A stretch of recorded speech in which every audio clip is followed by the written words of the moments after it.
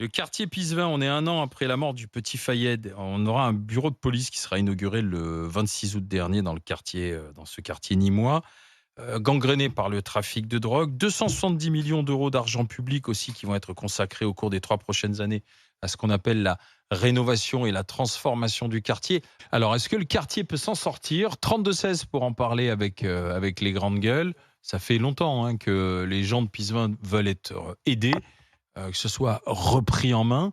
Alors là, on y va à coups de pelleteuse. Est-ce que ça va mettre un terme au trafic? Est-ce que le quartier va revivre économiquement? Antoine Dier, ça. Bon, il y a 2 aspects des choses. La rénovation urbaine, je suis assez favorable à ce que on améliore, le lieu de vie, les bâtiments, le cadre de vie, mais ça ne suffit pas. On va engloutir beaucoup d'argent public dans de la rénovation urbaine. Ça suffit rarement, à ramener un cadre de vie, intéressant. Il faut absolument qu'il y ait une action policière quotidienne et des sanctions, contre les délinquants pour qu'on les sorte, du quartier. Mhm. Et je me souviens quand même, que, quand la police, intervient dans ce type de quartier, bien souvent, on a une partie du quartier, qui trouve que l'intervention de la police est trop musclée, qui critique cette intervention de la police et cetera. Donc moi, je pense que ça passe par une seule chose, la guerre totale aux délinquants et aux trafiquants de drogue.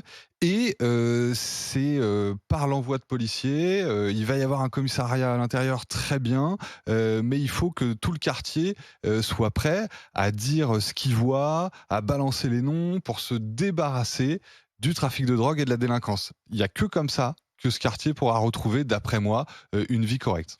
Bruno? Après, sur ce quartier-là, tu sais que les nous, on les avait eus parce que c'est l'année dernière au mois d'août où Pisevin, ça s'est passé et que c'était quand même effroyable l'histoire de départ en fait, hein. Mmh. Et les habitants arrêtaient pas de réclamer en fait un retour à une normalité. C'est-à-dire que les bus venaient même plus dans le quartier, qu'ils avaient plus de services publics, qu'il y avait plus de commerce, tout fermé. Et puis tu voyais quand même une image où tu avais le trafic de drogue qui avait pignon sur rue avec à l'entrée d'un immeuble, Les tu avais prix affichés au mur. les prix, voilà, machin. Et quand Darmanin est venu, un habitant de l'a expliqué, ils sont venus, coup de pelleteuse, ils ont viré un petit peu les points de deal. 2 secondes, il est arrivé vers le matin, et puis il est reparti, puis à 16 h les mecs sont revenus, ils ont mis la plaque en disant voilà, maintenant Voilà. c'est temps.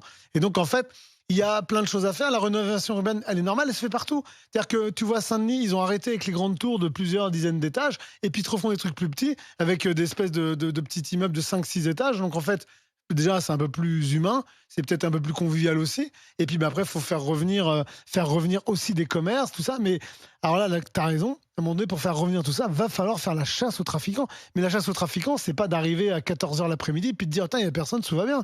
Bah non, Mmh. c'est d'aller les chercher. Et je pense qu'il faut remettre de la présence policière. Donc le retour d'un commissariat, c'est bien. J'espère pour eux qu'ils vont pas être 3 dans un commissariat au milieu d'une vingtaine de dealers, parce que je pense que la Exactement. vie va être compliquée.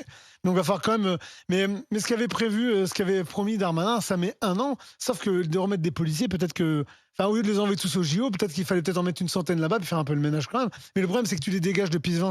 On l'a vu à Ils vont Marseille, dans ils le vont où? quartier d'à Mais c'est-à-dire que côté. Pisevin, alors, je regardais les chiffres sur Pisevin. Pisevin, ça concentre la moitié des habitants qui a moins de 25 ans. Ouais, 70% vivent sous le seuil pauvreté. de pauvreté. Pisevin, dans les années 70-80, c'était les rapatriés d'Algérie ou descendants. Puis ensuite, ça a été une concentration de communautés, d'immigration, venues de différents pays, si tu veux, qui aujourd'hui se sont retrouvés aussi, non pas dans le côte à côte, mais dans le face à face. Donc c'est un concentré de ce que vit aussi une partie de la France aujourd'hui. Donc il y a le problème urbain, il y a le problème d'insécurité, il y a le problème aussi d'immigration. Donc c'est tout ça qu'il faut régler. Donc effectivement, tu désenclaves, tu casses des recoins, tu descends dans les sous-sols, tu essaies d'aérer, d'ouvrir, de mettre du jardin. Ils veulent remettre un marché aussi à Pisevin. Mais il faut que tous les habitants à ce moment-là jouent le jeu. Que tous se sentent concernés par ça, parce que si tu en as qui qui sont là à dire bah non, moi ça me concerne pas, c'est pas pour moi, on n'en veut pas parce que on était plus à l'aise, si tu veux, en communauté ou de manière communautaire, bah, ça va être compliqué. Et ça, c'est une réalité, Tu hein, crois vraiment qui a que été, t'as... non, mais qui a été dénoncée Ouais, ouais. dans les reportages par des élus locaux. Enfin, tu crois qu'un habitant va te dire, écoutez, moi ça me dérange pas qu'on dérouille un gamin à Kalachnikov à 22h, tu vois. C'est pas ça. Ouais, non, mais je veux te dire, en fait, moi C'est je que pense... tu as certains pour qui cet état de fait, ça vit du trafic aussi. Ah oui, certains Pour vivent du beaucoup, trafic là-bas. et puis certains, malheureusement, certains enfants permettent le trafic avec les guetteurs et tout. Mais sauf que je pense que, allez, c'est comme tout en fait. Hein, on voit toujours les 4-5% qui foutent la merde, mais les 95% des gens du quartier, ils attendent que ça en fait, qu'on remette leur quartier comme un quartier normal. Et que à un moment donné, aujourd'hui, peut-être que la sociologie a changé là-bas. Mais en fait, les gens, ils veulent tous la même chose. Ils veulent vivre ensemble. Et tu peux vivre ensemble dans un quartier si à un moment donné, enfin, l'image de ton quartier, c'est pas de vendre de la drogue et de se faire kalachniquer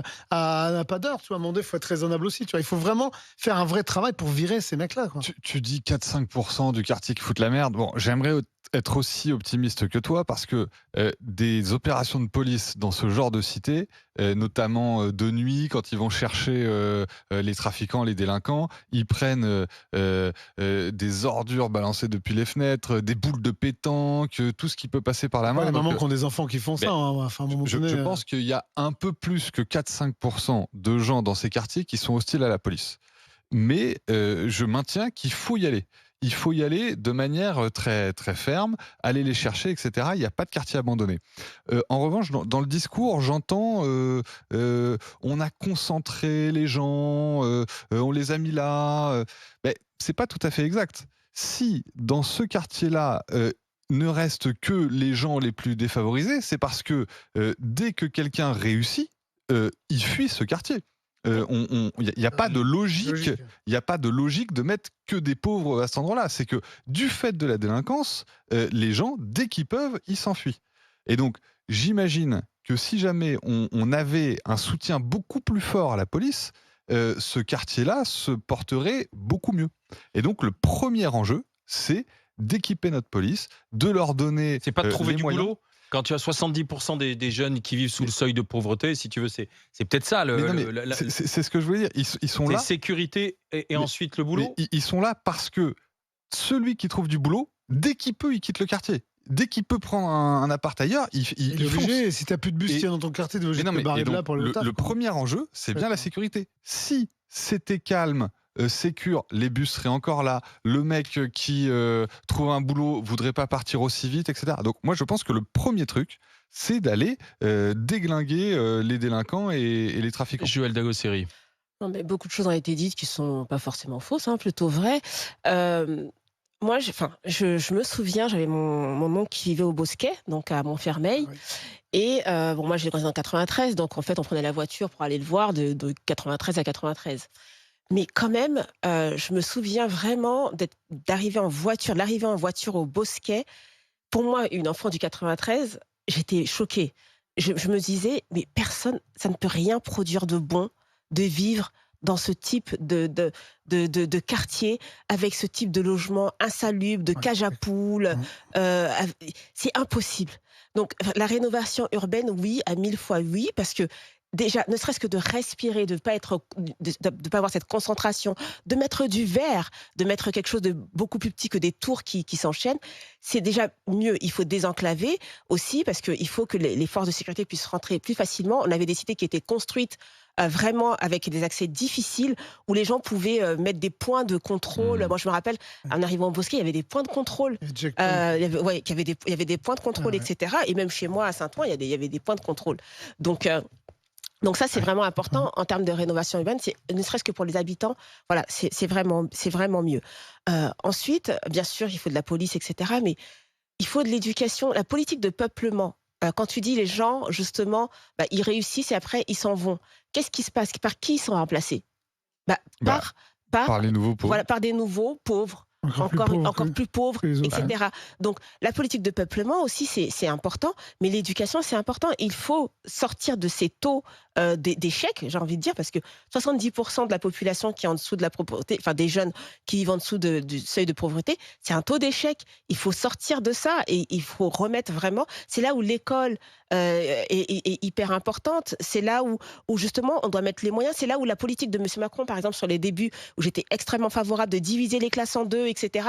C'est dans ces quartiers-là qu'il faut du prof expérimenté, etc. C'est De la déjà police. le cas avec ZEP, Mais- puis REP Oui. plus. Mais Chaque c'est les année, jeunes Oui, on mais qui ajoute vont ZEP là-dedans. plus REP, plus 32 par classe, plus les pas vidéos grave, que tu as 32 par vues dans classe. dans le collège, là, dans le lycée à Drancy, là, à Sandrard, je crois que c'était Blaise Sandrard, le lycée, où tu as les trucs qui s'effondrent, etc., où c'est les Ouais. profs qui payent eux-mêmes et tout. Bah oui, mais à un moment, ces jeunes-là, ils peuvent pas quitter ce type de cité, aller dans un lycée qui s'effondre, qui tombe en lambeaux, et te dire, ouais, mais les gars, faut réussir quand même, faut réussir. Non, je suis désolée. Il y a un moment, il y a des moyens qui doivent être mis. Les gens, je sais ce que les Il y gens a plein m'écoutent, de ils vont moyens dire, mis depuis voilà, des il y a années. plein de moyens mis, mais La il y a plein politique de la ville, pour le coup, c'est des milliards et des milliards Oui. sur les dernières Ouais, enfin, décennies. le plan Ouais, de la ville et- que devait Ouais, amener mais quand Borloo, je te dis- Macron l'a Pardon, jeté mais dehors. c'est pas Quand qu'un je te enjeu dis les d'argent. moyens, c'est pas que de l'argent. D'accord. C'est même une façon d'éduquer, Ouais. une façon d'enseigner qui Bah, doit être différente. Et ça, on veut pas l'entendre. On veut pas entendre qu'il faut un petit peu décentraliser notre pédagogie et redonner du pouvoir aux établissements parce qu'en fait, la façon d'enseigner dans les quartiers ne doit pas être la même que la façon d'enseigner à Louis le Grand. Je voudrais qu'on D'accord. passe par le Gard, justement. C'est Luna qui est avec nous. Bonjour Luna. Bonjour. Bonjour. Bonjour, Vous Luna. connaissez ce quartier de Pisevin? Vous connaissez l'endroit? Oui, je connais, je suis née dans le Gard, donc je connais très bien Pisevin. Ça n'empêchera pas de tout refaire, ça n'empêchera pas les règlements de compte avec les UP Nord, Sud et Chemin Bas d'Avignon, qui sont d'autres quartiers de Nîmes. Après, moi, je vous appelais parce que je suis une ancienne consommatrice de drogue. Et Quel type moi, de drogue? Cocaïne et shit. D'accord. Moi, je suis allée plutôt sur Montpellier parce que je suis pas en kilomètres, je suis plus près de Montpellier. Et à la Paillade, ils ont fait exactement la même chose que ce qu'ils font à Pissevin. C'est-à-dire que au Petit Bar, ils ont cassé les barres d'immeubles, ils ont relogé, tout a été fait exactement comme à Pissevin. Ils ont mis des caméras et ils ont mis un commissariat qui tourne dans la cité.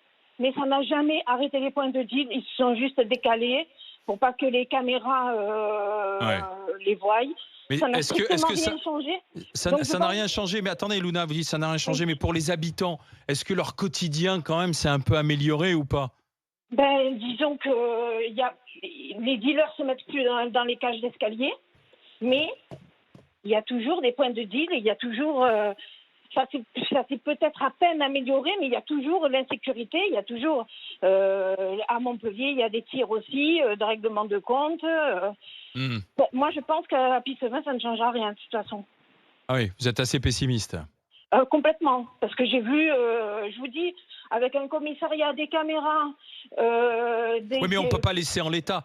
De toutes les manières, on est quand même obligé de faire quelque chose. Ce sont des habitants qui appellent à l'aide depuis des années et des années maintenant. Donc, il faut tout mettre en œuvre pour faire en sorte que ça marche. Après, il y a à la fois la rénovation et puis il y a le travail de la police qui doit interpeller, Oui, mais qui doit honnêtement, la arrêter, et la justice doit emprisonner ceux qui aujourd'hui pourrissent la vie avec des trafics et des trafics de tout ce qui est illicite, quoi. Alors, je vais vous dire, il y a des points de deal sur Montpellier dans d'autres quartiers, comme un Fidorol, qui sont connus comme le Loup Blanc. Il n'y a pas de police. Ils viennent pas. Parce que quand ils viennent en attraper un, il y en a tout de suite un autre qui s'y met. Honnêtement, la police, c'est pas qu'elle fait pas son travail, elle peut peut-être pas le faire. Mais en tout cas, le résultat, c'est que les points de deal, ils sont pas démantelés, même s'ils sont connus.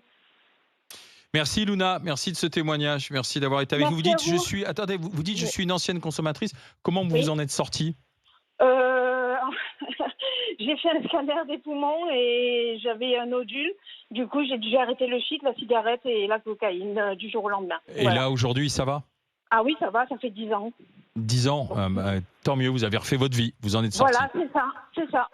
Tant mieux que ça continue. Merci Luna d'avoir été avec nous. Merci d'avoir été en direct dans les GG, dans les grandes gueules. Donc Luna, assez pessimiste, ça ne changera rien parce que les trafics vont se déplacer.